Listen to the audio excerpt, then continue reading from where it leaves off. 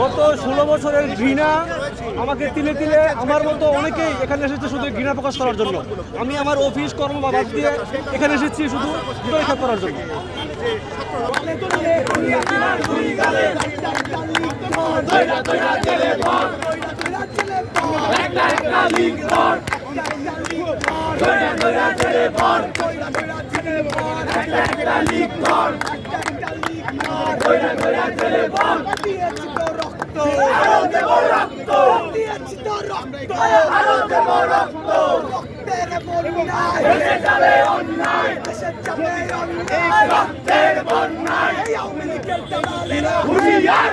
যে বিশ্ববিদ্যালয় প্রশাসন এত দায়িত্বশীল হয়ে গেল যে রাতের আধারে একটি গ্রাফ মুছে দেওয়ার মাধ্যমে তারা পরিচ্ছন্নতার কাজ করছে, হাস্যকর একটি যুক্তি বলে আমরা মনে করছি। তাই আমরা ইতিমধ্যে পদত্যাগ দাবি করেছি এবং আমরা বলেছি যে এই যে প্রক্টসহ কারাই মুছে ফেলার সাথে জড়িত গ্রাফিটি তাদেরকে জবাবদিহিতার আওতায় আনতে হবে।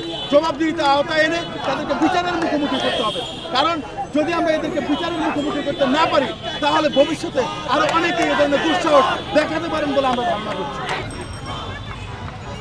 বিগত ওই স্বৈরাচারী হাসিনা আমলের যে প্রশাসন ছিল, স্বৈরাচারের দূষর হিসাবে যারা ছিল তারাই কিন্তু মানে একটা দোহাই দিয়ে একটা কথা বলে তারা এই রাতের আধারে এই স্তম্ভটি বা এই ঘৃণা স্তম্ভটি মুছে দিয়েছিল।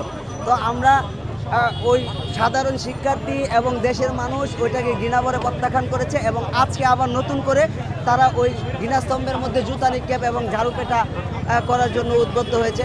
আমরা এই জন্য এসেছি।